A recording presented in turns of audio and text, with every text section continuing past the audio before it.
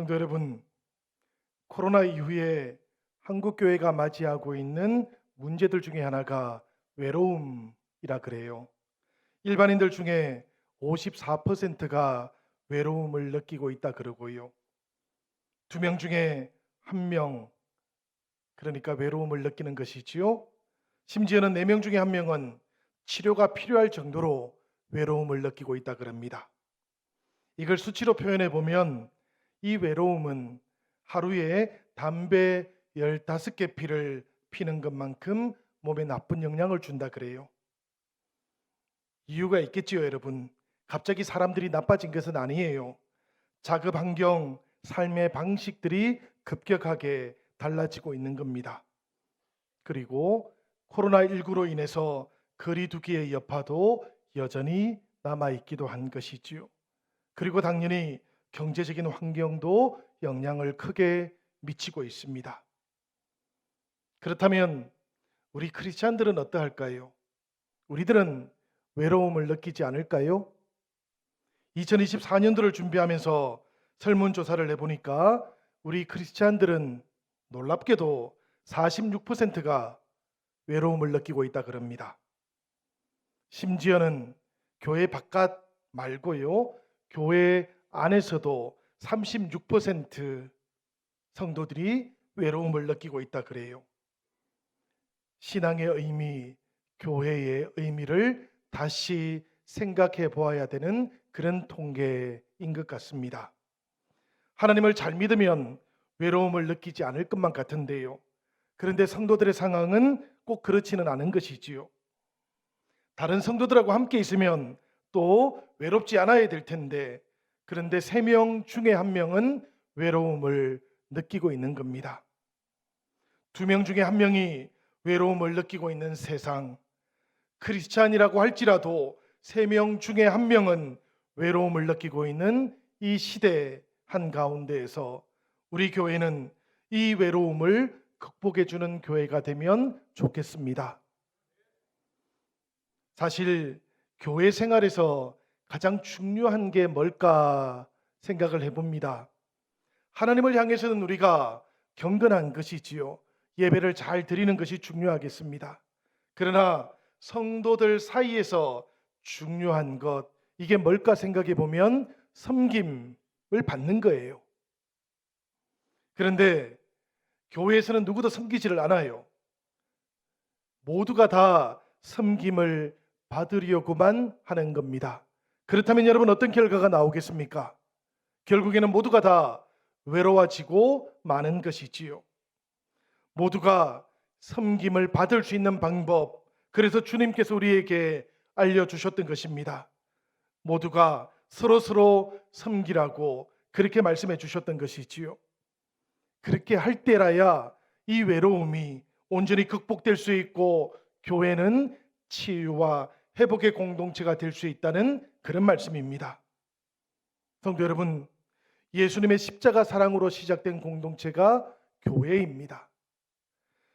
제가 만들어내었던 근원적인 외로움을 물리치면서 시작되었던 공동체가 교회예요.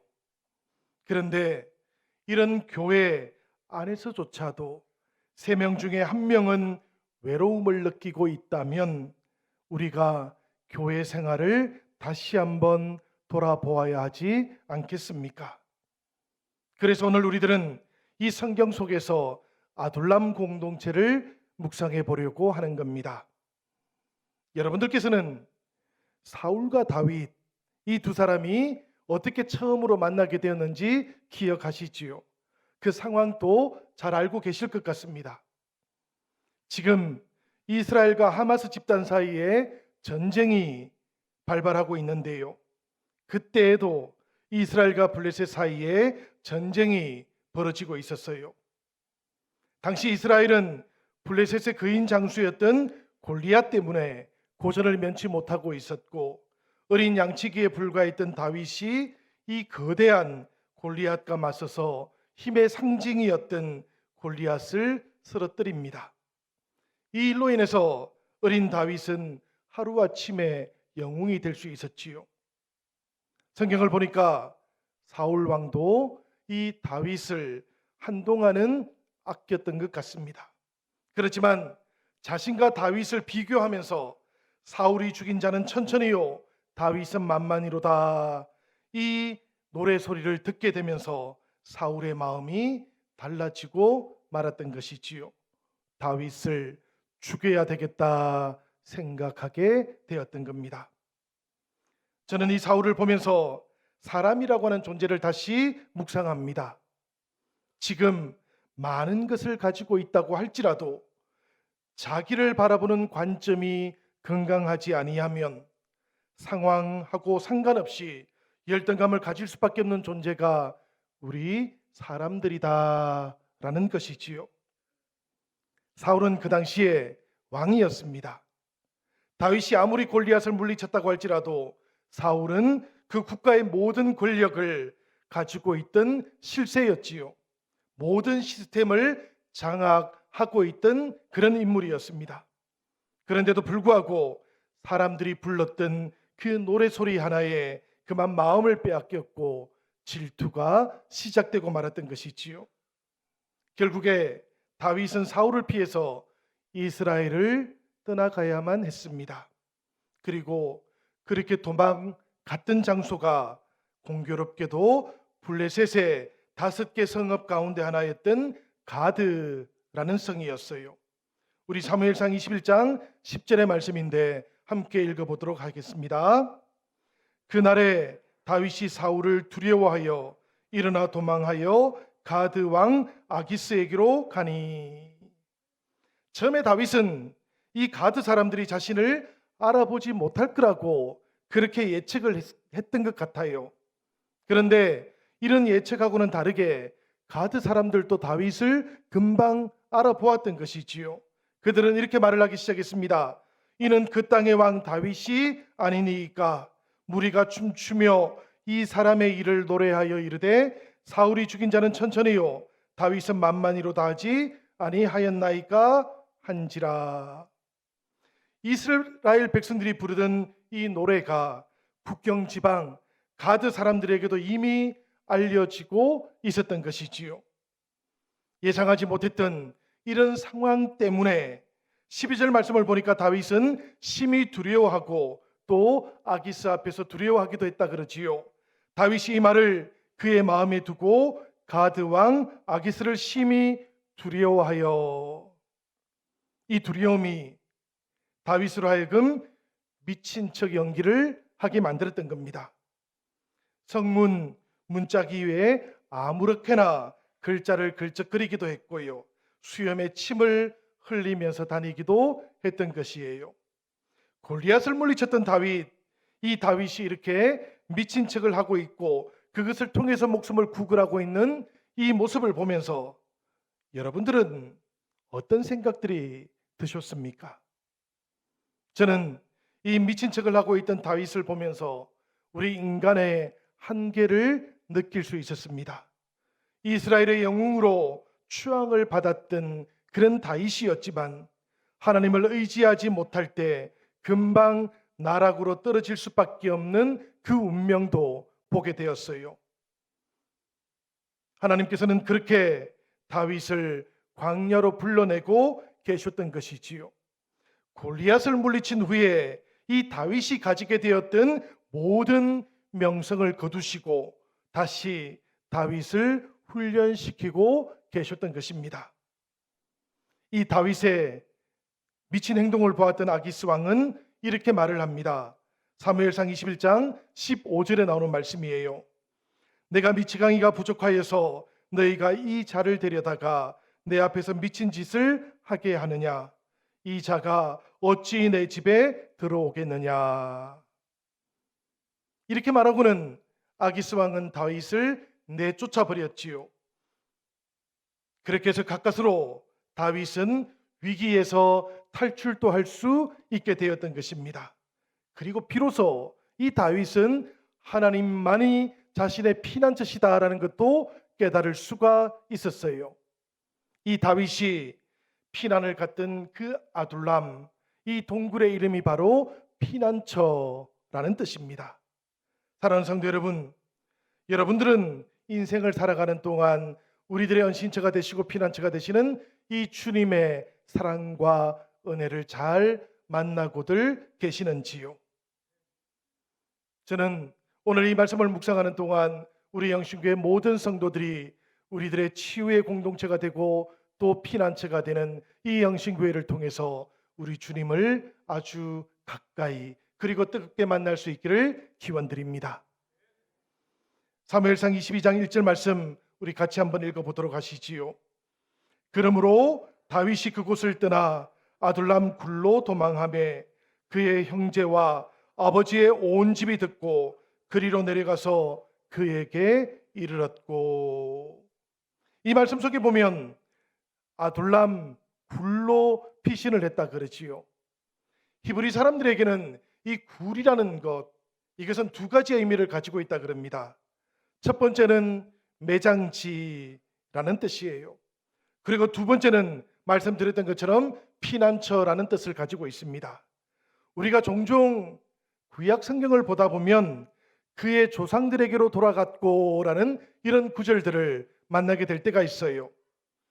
히브리 사람들이 매장지로 삼았던 이 굴 때문입니다. 이 굴은 자세히 살펴보면 큰 굴이 있고 또 작은 굴이 그 안에 들어 있어요.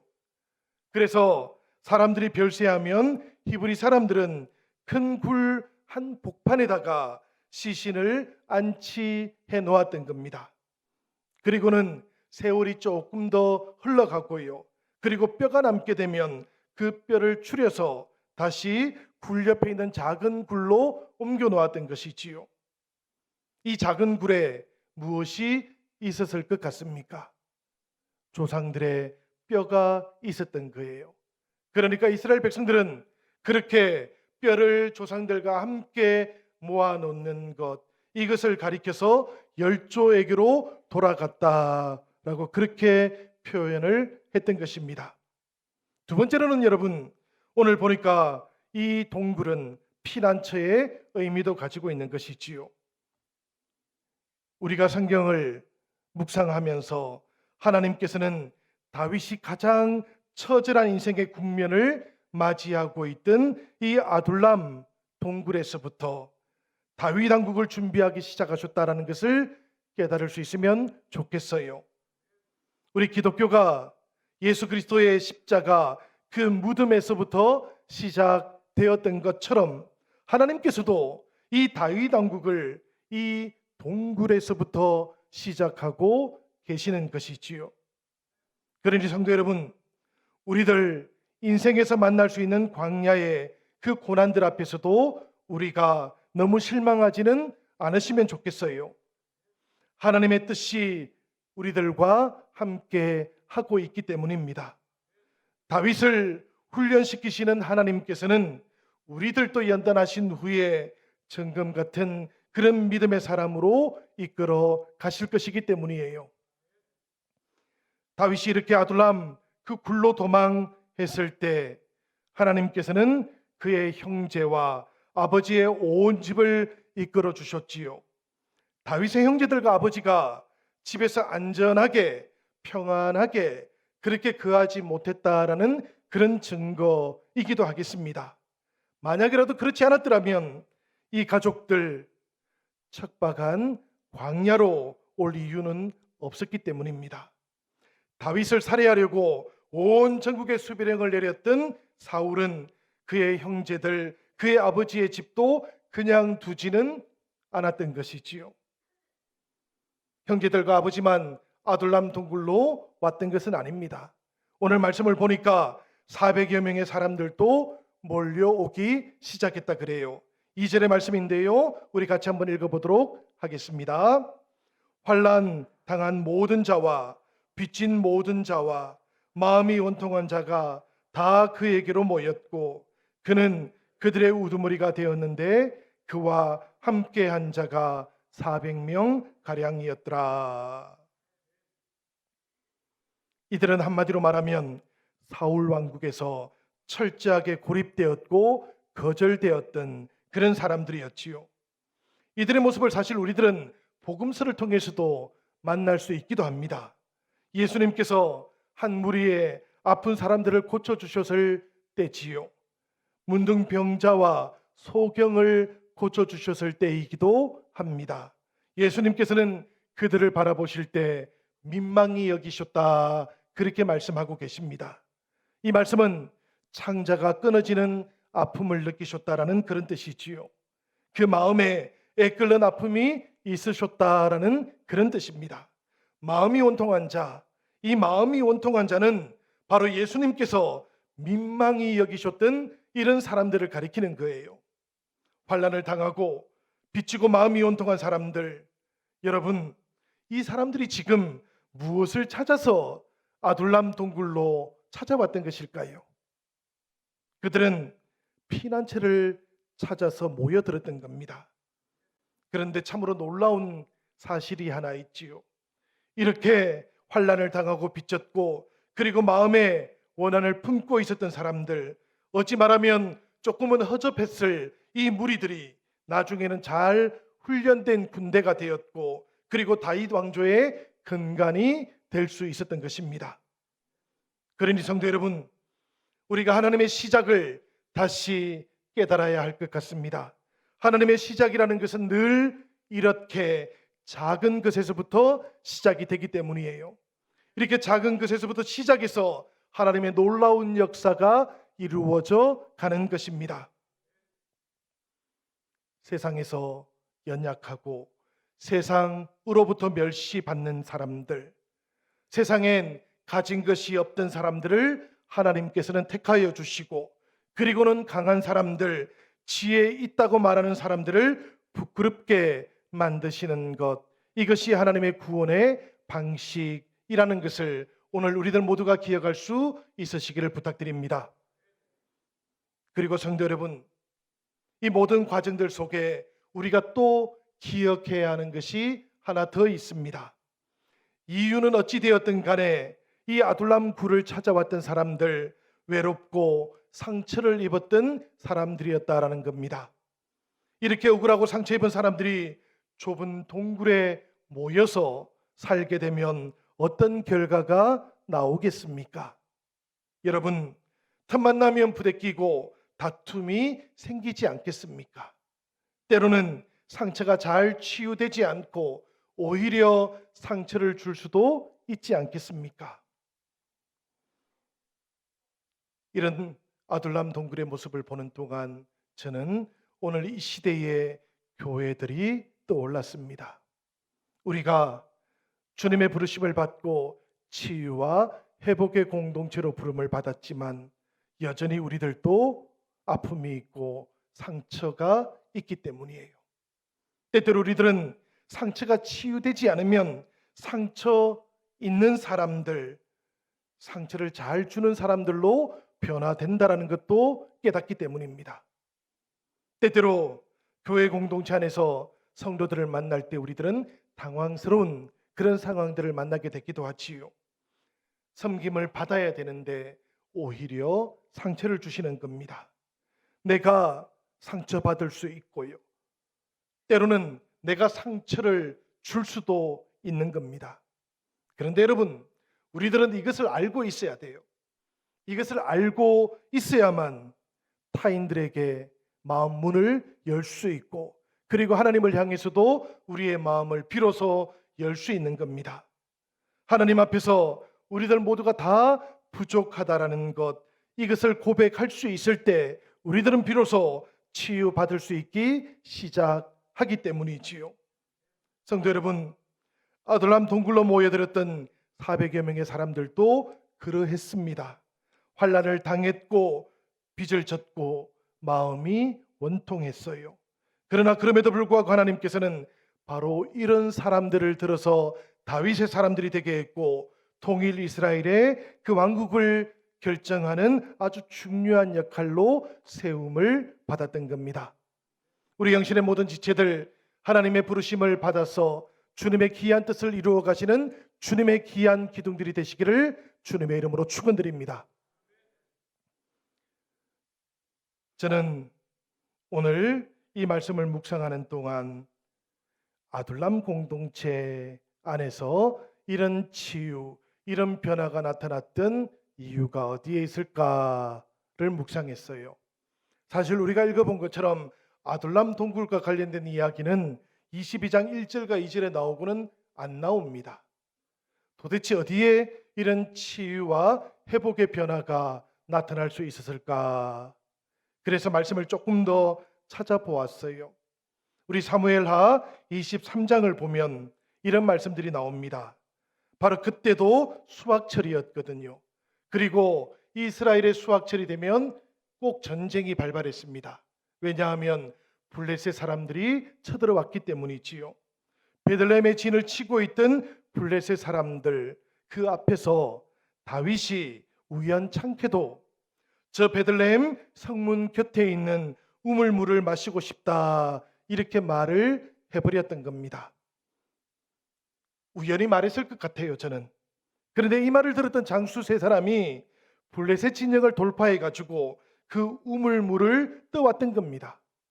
사실은 생각해 보면 아주 보기 드문 충성심이었고 놀라운 용기이기도 했지요.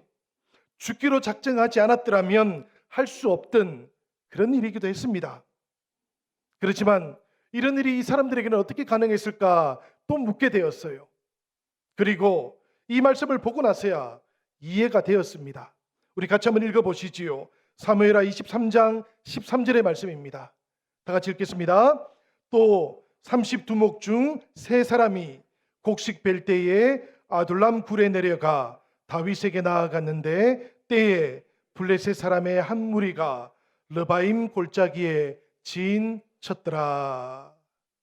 이 세 명의 장수들, 이 13절의 말씀을 통해 살펴보니까 바로 사무엘상 22장에 나왔던 것처럼 아둘람 동굴로 피신을 왔었던 사람들이었던 것이에요. 그들은 다윗처럼 뿔이 뽑혔던 경험을 가지고 있던 사람들이었던 것이지요. 그래서 다윗도 그들을 세심하게 돌봐주었고 그리고 가족처럼 대해주기도 했던 것입니다. 이 다윗의 사랑을 몸으로 체험했었기 때문에 그들은 다윗을 위해서라면 이 블레셋 진영, 죽음의 땅이라고 할지라도 두려워하지 않고 나아갈 수 있었던 것이지요. 저는 여러분, 이 모습을 보면서 오늘 이 시대의 교회들도 아둘람 공동체와 닮은 점이 있다고 그렇게 생각을 했습니다. 외롭고 상처 입으신 분들이 교회를 많이 찾으니까 말입니다. 그렇지만 공통점뿐만 아니라 차이가 있다라는 것도 깨닫게 되었어요. 불행하게도 오늘 이 시대 교회들 속에서는 이 아둘람 공동체 같은 치유가 잘 일어나지 않기 때문입니다. 왜 치유가 잘 일어나지 않을까 생각해 보면 오늘 이 시대 교회들은 너무나 세속화되어 있는 것이지요. 영적인 능력, 치유의 능력, 복음의 능력, 이런 능력들이 나타나지를 않는 겁니다. 자꾸만 이 땅의 교회들은 세상 사람들로부터 조롱거리가 되기도 하고, 그래서 성도들은 교회에 와도 외롭고 교회에 와서 오히려 상처받는 일들도 자꾸만 경험을 하게 되는 것이지요. 성도 여러분, 우리 영신교회는 치유가 일어나는 교회가 되기를 주님의 이름으로 부탁을 드립니다.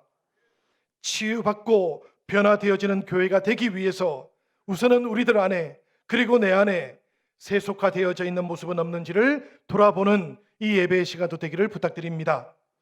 혹시라도 내 안에 세속화의 물결이 넘치고 있지는 않은지 돌아보시고 점검하는 예배의 시간이 되십시다.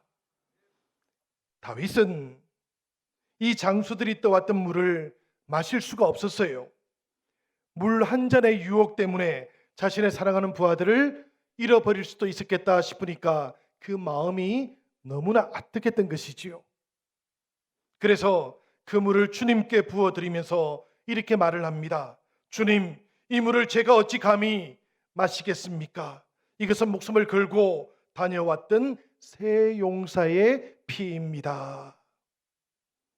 이 말씀을 읽고 또 묵상하는 동안 다윗의 고백 가운데 한 구절이 저의 마음속에도 찾아왔습니다.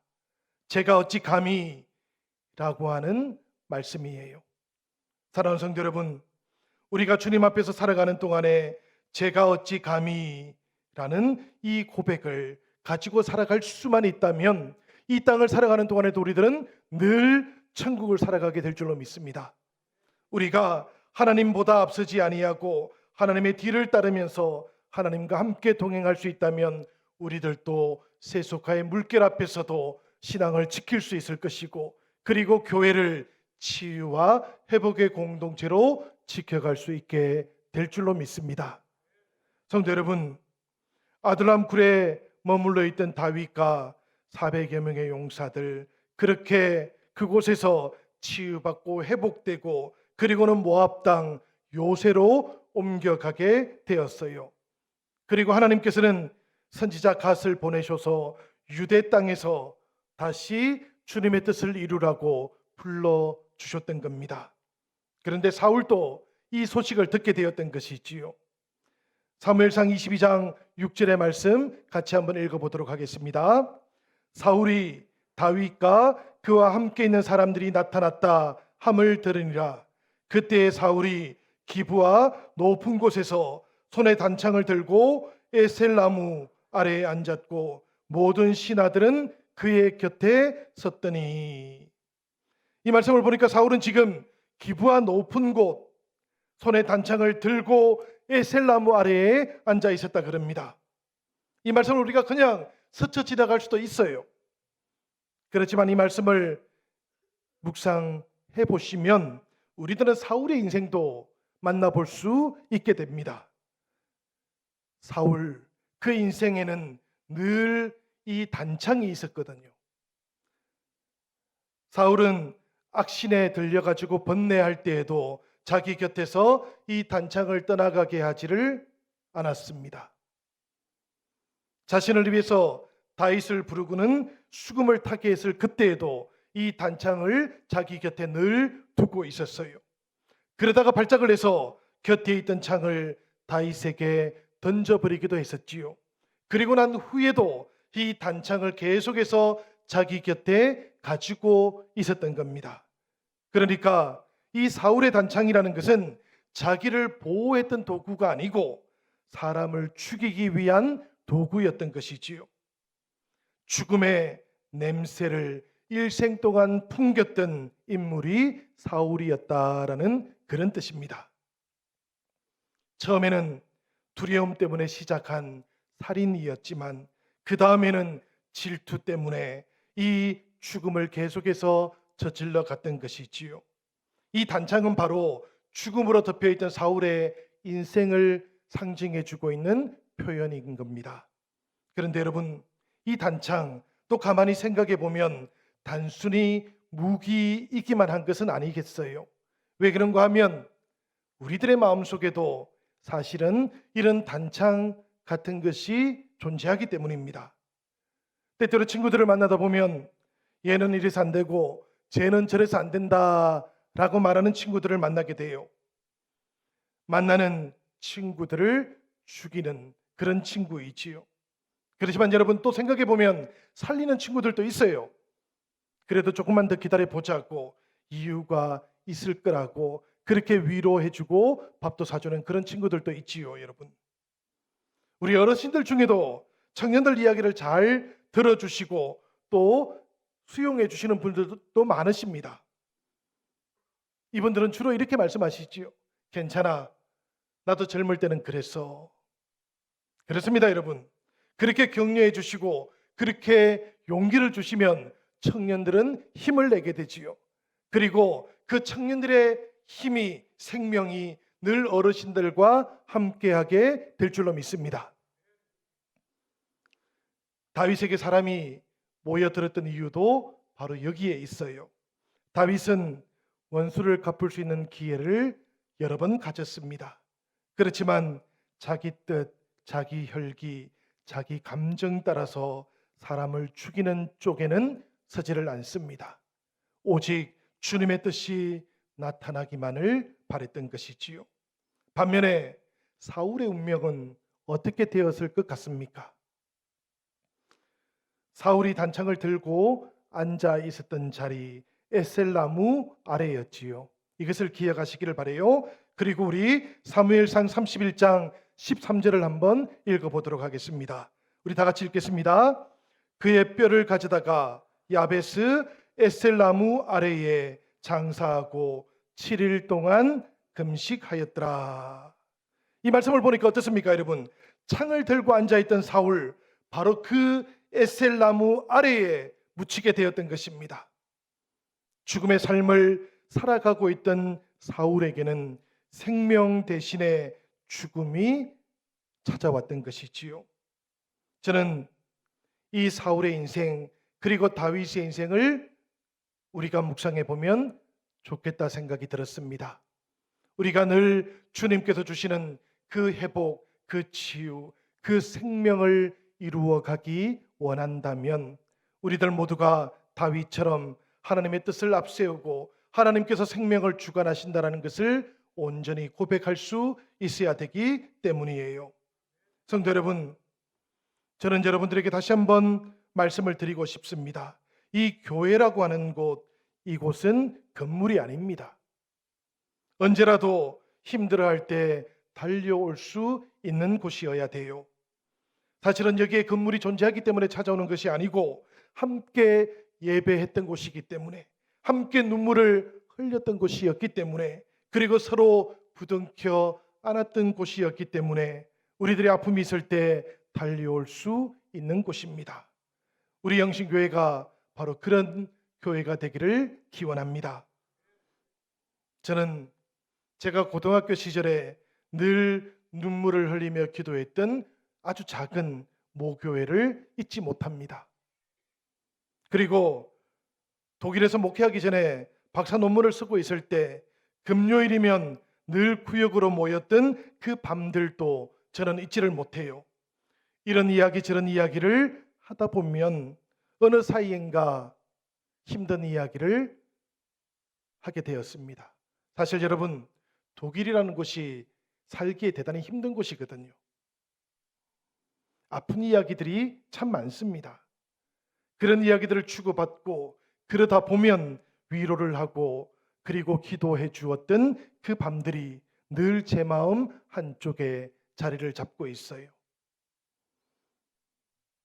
우리들의 교회가, 우리들의 구역이 이런 아둘람과 같은 공동체가 되기를 바랍니다. 성도 여러분, 힘들 때 달려가시고 어려울 때 위로받는 그런 피난처 같은 구역을 세워주십시오. 그리고 예수님께서 왜 그렇게 십자가에 달리신 수치스러운 모습을 가지고 계셨는지도 기억해 주시기를 바랍니다. 우리들의 모든 어려움, 우리의 모든 수치를 다 짊어지고 계시기 때문이에요. 그러니 성도 여러분, 교회를 세상처럼 만들지 말아 주십시오. 오히려 우리 주님과 함께 우리들의 사연을 솔직하게 나누시고 그리고 회복받는 교회, 우리 영신교회를 세워주시기를 우리 주님의 이름으로 간절히 부탁드립니다.